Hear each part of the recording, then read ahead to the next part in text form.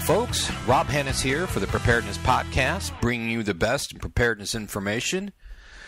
This podcast is going out a little late this week, I know, but I said I was going to try to do 2 or 3 podcasts per week, and I want to hold myself to that. So even though I had some things that I needed to get done earlier this week that prevented me from recording this earlier and being able to get it out earlier, I still want to do it, so hopefully it's better late than never.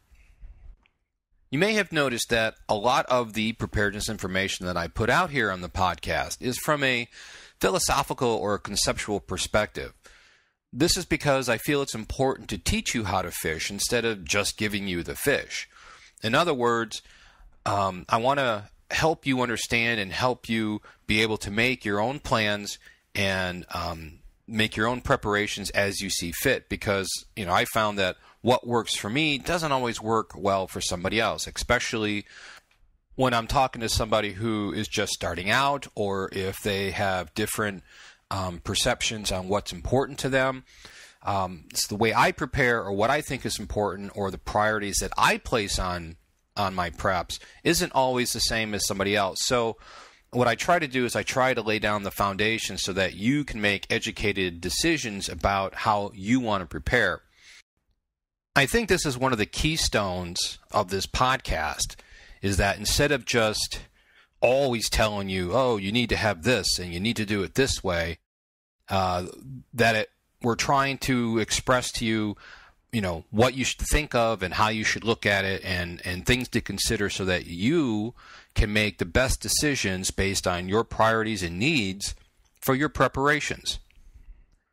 And so, in this podcast, we're going to be going over some of the more conceptual points about being prepared by looking at some of the things that I came up with as far as what to focus on. And this is, quite honestly, this has been one of the stepping stones for making the preparedness capability checklist that I keep talking about, which, by the way, I'm currently trying to get finished up so we can get out into the Kindle ebook. But this is a stepping stone that helped me realize why it's more important to kind of know why and what you're preparing for and what to look at, instead of just a big set of lists. Before we get into that, let's go on how to contact me. You can reach me through email at rob@prepcast.info, or through Twitter at prepcast. You can find us on Facebook at facebook.com/preparednesspodcast. You can also reach me through the website at www.thepreparednesspodcast.com and go to the Contact Us page and fill out the form. Before I forget, I wanted to mention that Sun Oven is giving the listeners of the Preparedness Podcast a discount of $65. As you've heard me say, I think of the podcast before, this actually solves a cooking issue by using the power of the sun. It's really pretty cool. So if you're interested in getting one, go ahead, and the way you can get it is go to the website, thepreparednesspodcast.com, and on the right-hand side are the banners. You'll see one for Sun Oven. Click there, and you'll get the discount. Something interesting that I learned just a couple days ago that I wanted to pass along. I don't know what it means. I don't know if this is what's happening to everybody, but it's happened to a couple people I know, and I wanted to pass it along just as a FYI sort of thing. A couple people I know are making payments to the IRS, and they're structured. Their payments are on time. I'm not going to get into why they have them, but they do. They owe the IRS some money, so they're making payments. Well, even though they're making the payments on time and they're making the full payments, what has happened is the IRS has frozen their bank accounts without any notice, without any, oh, hey, by the way, we did this, nothing. It just suddenly you can't use your bank account anymore, and you have to go down to the federal building and get it straightened out. Now, I don't know if this is prevalent and happened to a lot of people, but I thought it was odd that 2 people that I casually know had this happen to them recently. And they were both of them were very specific on that their payments were on time. They haven't had any issue. They didn't get any warning. And in fact, one of them had received 2 letters recently that basically said, everything's fine, everything's scheduled, everything's going great. And, that's what the IRS sent them as far as, they sent out a lot of paperwork, and that's what it was, but yet they closed down their account. So I wanted to pass that along in case you're one of these people that are in this position where you're making payments to the IRS. You may want to restructure your cash flow or your money accounts to make sure that if they close down your one bank account, you're not, shut out of all your funds. One of the things I want to try to do as a semi-regular podcast is, just for now, I'm going to call it Cool Stuff Found. And this is going to consist of a bunch of different items that I came across recently or rediscovered that I thought would be interesting enough to pass along. Things like preparedness-related items or news stories or articles.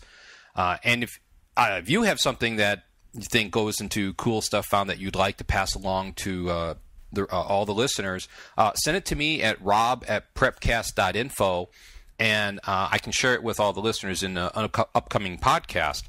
For example, on the last podcast, episode 122, the Back to Basics of the Basic Survival Kit, we had a comment in there from Jeff, and he had a really good idea, and he said that one of the tricks that he uses to keep his gear cool in the hot summers of Alabama is he takes 3 plastic bottles and he freezes them, puts water in them, and he freezes them at night, and then he'll stick the bottles into his pack, and that keeps his food and his stuff cool for up to 9 hours, which I think is a really good idea if you're, where you can actually take your pack out and repack them with these bags and keep them cool. That's a great way to keep your stuff from overheating in the summer. So, hey, Jeff, thanks for the tip. That's a great idea. One of the topics that I want to cover in this podcast, as I already mentioned, is more of a conceptual idea list of how you can look at your preps to make sure that you're actually prepared. A while ago, I made up 2 lists, and I called them common daily tasks and common survival tasks.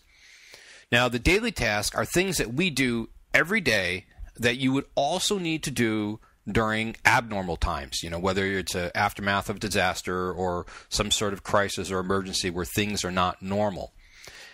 And the reason that I list this is because we do these things all the time, and we probably don't give a lot of conscious thought to them.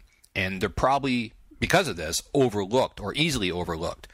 Now, the other list, common survival tasks, are extra things that we would need to do daily or nearly every day that we probably don't think about in normal times because they're already taken care of. And I'll get into some of these examples as we cover the lists themselves. Now, the reason I came up with this list is because I used to have what I called a master think list. And this was a list of all my stuff that I had for prep, all my gear, all my supplies, as well as things that I wanted or things that were out there that I could buy or somebody might want to take care of, whatever it is, like for first aid or shelter or whatever. And the reason I called it a think list was because I wanted to provide a list that would get your mind thinking about this specific area. So like under first aid, I would list what kind of stuff you should have for bandaging and pain relieving. I would just list all this stuff, and then I'd have like over-the-counter medication. I'd list everything I could think of, and prescription drugs, and list the different types of stuff I can think of. Then I'd move on to shelter and warmth and fire, and I would just list all these items with the intention of that you would go through this and say, oh, that's a good idea, or, oh, that reminds me, I could do this, or I should have this.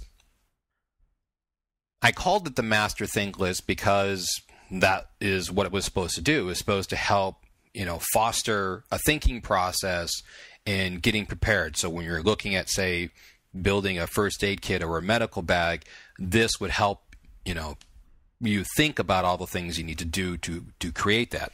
Now, I used this list for a good many years, and the problem I had with it, though, was that, honestly, it didn't work well because it doesn't answer the question, am I prepared? It was great to go through and go, oh, yeah, that's a cool item, and oh, I really need to have this dog bone remover and stuff like that, but it didn't answer the question. It would help you with your inventory or help you with the, oh, here's a list of items I want to buy, but it just failed to actually quantify whether or not I was prepared. So when I started looking at what it was that I needed to get done, I had this epiphany about 10 years ago, and I came up with these tasks, these common tasks, and I broke them down into things we do every day now and things we would have to do every day in a survival situation. And so that's where these lists came from. So let's go over common daily tasks.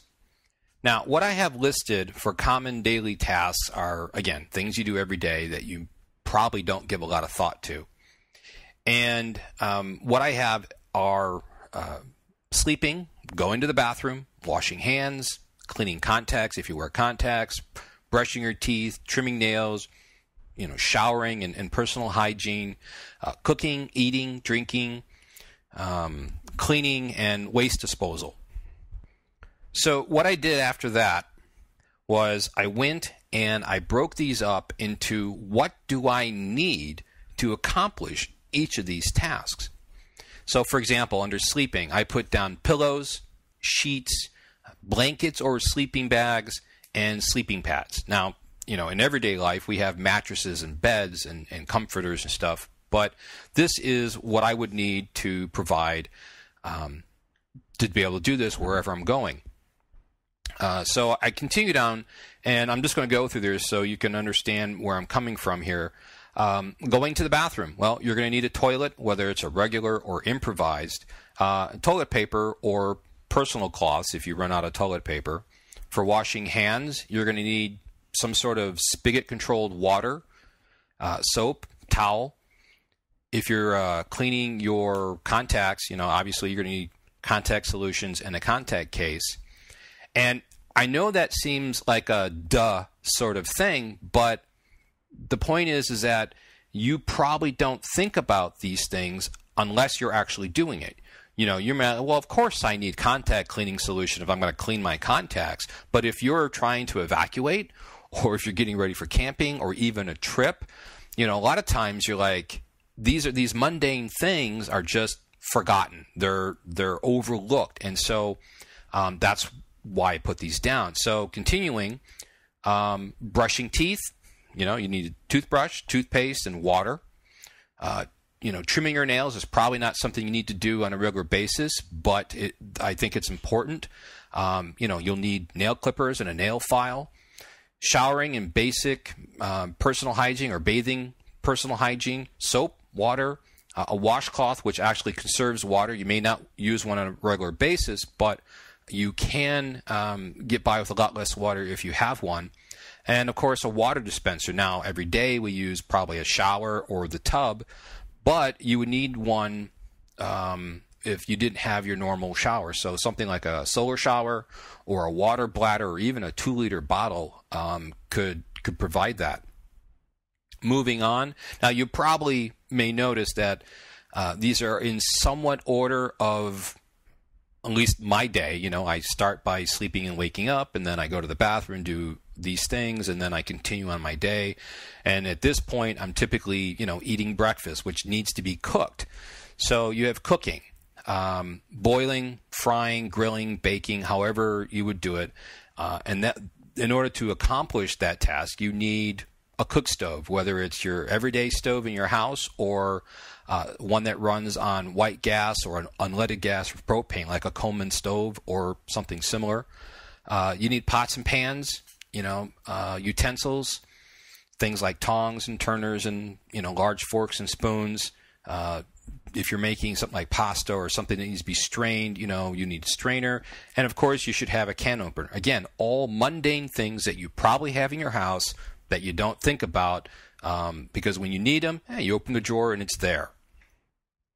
So after you've cooked the food, you need to eat the food, which, you don't just eat it with your fingers out of the pot or pan. You need plates, you need cutlery, probably some bowls, and, you're going to need to drink. So you're going to need cups and, you're going to need water storage and, a way to collect the water. Again, we need water. You throw on the tap faucet and it's there. But in an emergency, again, you need to make sure you can have water. Speaking of water, you're going to have to either disinfect it or purify it. Even if it comes out of the tap, there's a lot of times a disaster will happen and they have a boil order alert, which basically means you cannot use the water out of the tap unless you boil it, which is the simplest way to make it safe to drink. However, boiling takes a lot of fuel, regardless of what you're doing. Now, actually, what's kind of cool is the Sun Oven will pasteurize water, which I think is one of the cool things about having a Sun Oven. But you can also filter or disinfect, using bleach or something. I prefer to use something like the British Berkefeld because I pour water on the top, gravity pulls the water through the filters, and it's got a spigot on the bottom that you can easily get the water out of. Now, to me, this is one of the simplest ways of filtering water, even if you're in the wild someplace. If I was bugging out, I would definitely take my British Berkefeld because it makes it so easy to provide filtered water. This is one of the reasons that we have LPC Survival as a sponsor of the website, is because they have the Berkey and the Berkefeld filters. So when you get a chance, go to the website and click on the banner, and you can check out all the Berkey and Berkefeld items that are available. But in addition to a drip filter, you probably still need a pump filter, and you should know how to make expedient filters in case you're in a situation where you don't have access to, your filters. And then the last two things I have on my daily tasks are cleaning, which, soap, like dish soap, a brush or a scrubber or something you can clean your dishes and your utensils with, and waste disposal. You're going to have trash bags, possibly a shovel to dig a hole so you can put the waste into it, and you need a way of controlling smells and insects. Now, this makes up the common daily task.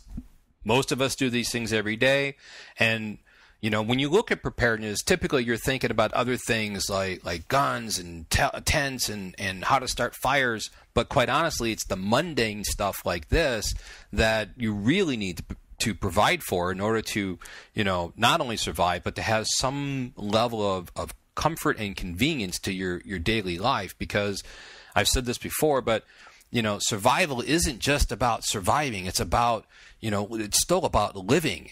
You don't want to just eke out an animal existence when you survive. You want your family to be as comfortable and have as much convenience as possible. And to me, that's one of the biggest reasons we prepare.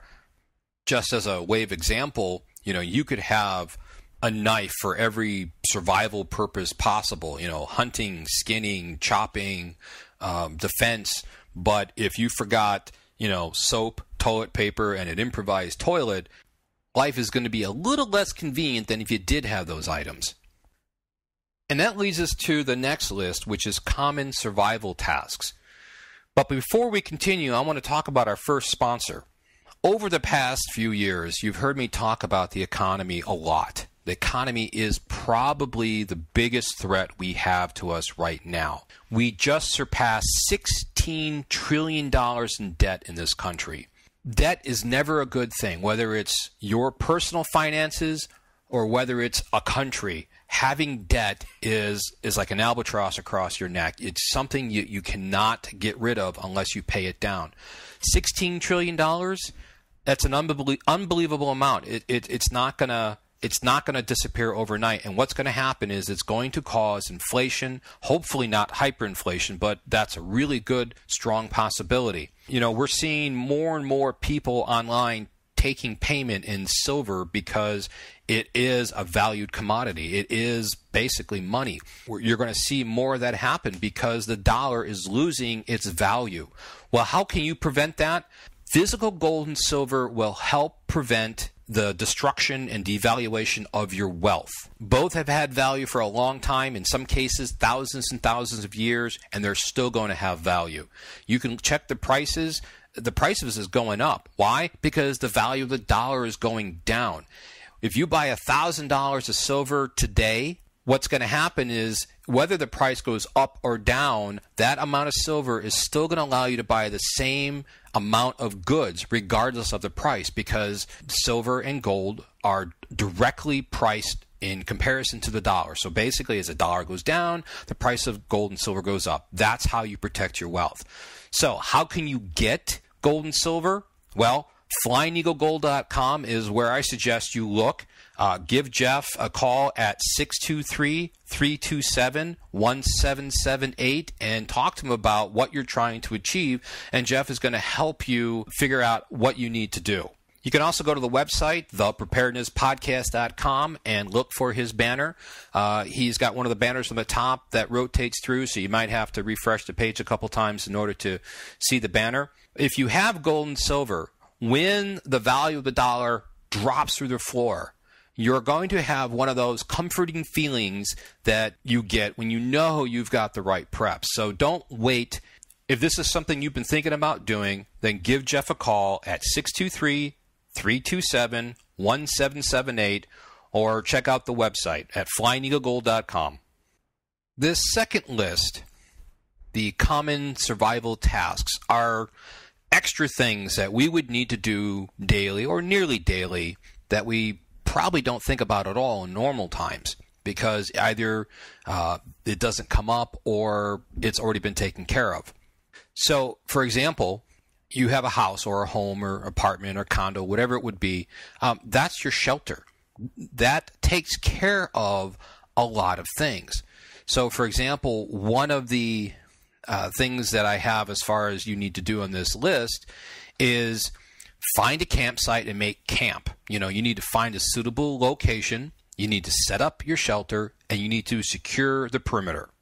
Well, if you think about it, your home already is that. It's already done all that. You lock your doors and windows. That secures your perimeter. You don't have to set up shelter, and you don't have to find a suitable location because you're already there. Now, your shelter also has to provide for protection against the wind, rain, cold, or heat. And again, your home already does this. But you're going to have to provide for this in a survival situation. Let's say an earthquake happens and your home is condemned and you can't go back inside your house because it's falling apart, or it's the risk of collapse is too great. You're going to have to make shelter either in a park or in your backyard or someplace else. So you're going to have to provide for these things.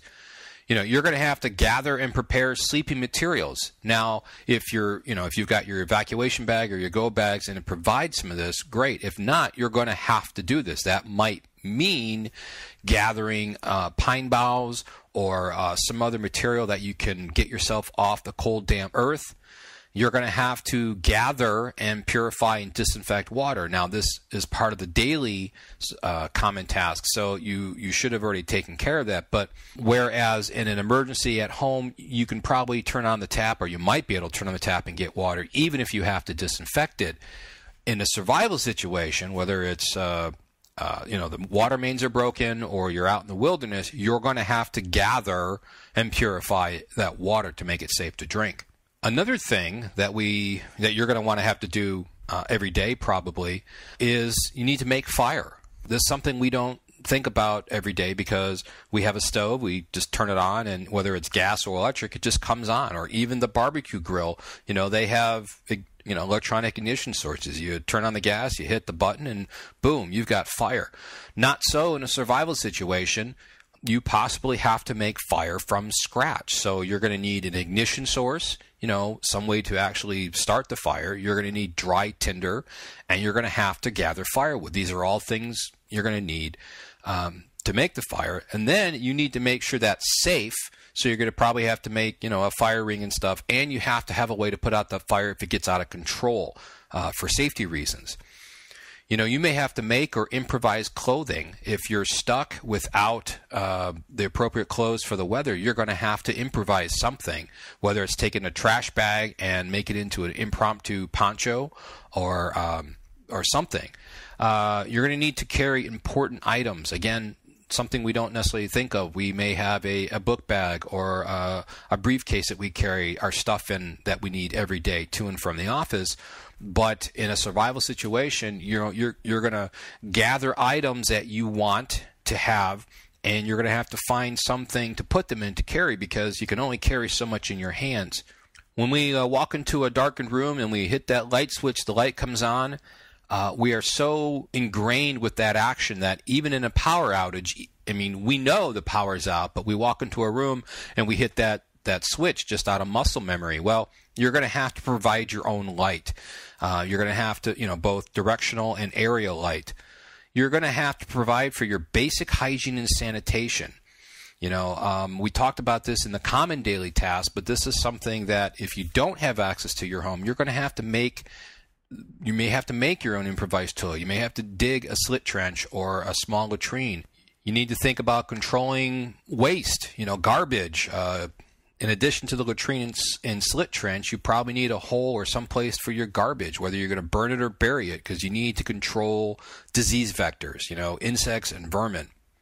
You're going to have to make basic repairs. You're going to have to make do with what you have. So if that's all you have, then if it breaks or gets worn out or something, you're going to have to repair that so it's still usable. You're going to have to procure your own food. Now, whereas times this usually means opening up the pantry or a cabinet and pulling out a can of food or pulling out something out of your refrigerator or freezer, in a survival situation, you're going to have to, fish or trap and snare or use a club or a spear or hunt or forage. You're going to have to do these things that you don't have to normally do on an everyday basis. So you're going to have to know how to do those. Same thing, once you have the food, you need to prepare and cook it.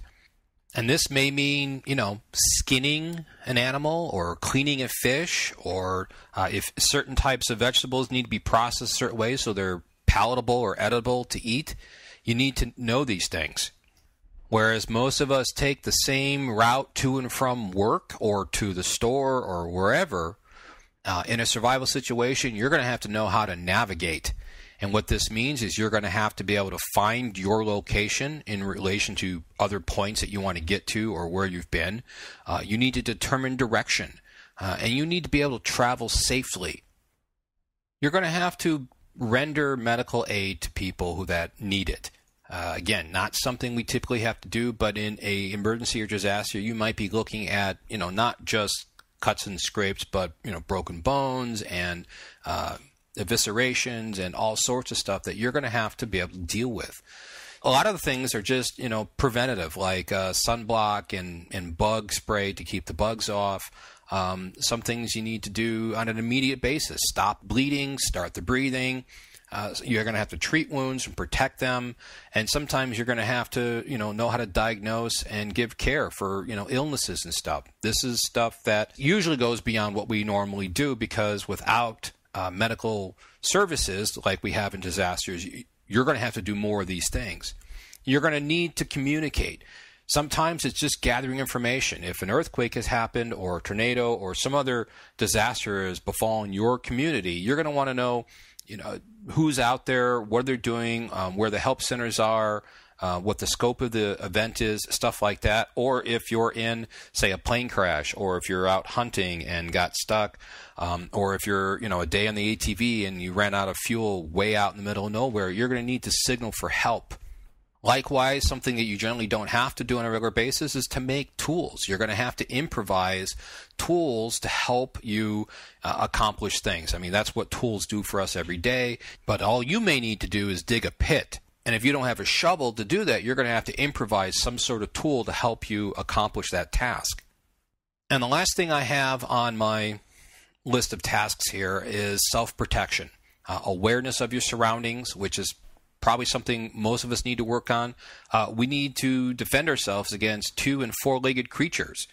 We need to protect ourselves and our family against NBC environments. This is a nuclear, biological, or chemical sort of environment, we need to make improvised weapons.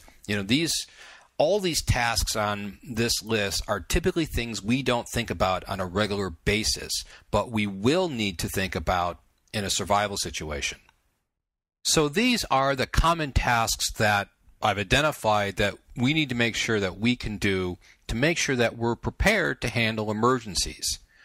Now, hopefully, by the time you hear this podcast, I'll have the show notes up, and you'll be able to see these lists so you don't have to go through and try to write this stuff down. I know I haven't been really good about putting out a project every week in relation to what I've been putting out on the podcast, and I apologize, and I will try to be better about it. This project is basically go through your current preps and assess them based on the things I just covered for both the common daily tasks and the common survival tasks. Make sure that you can take care of all these things. These are important to make sure that not only your survival, but comfort and convenience are taken care of in an emergency.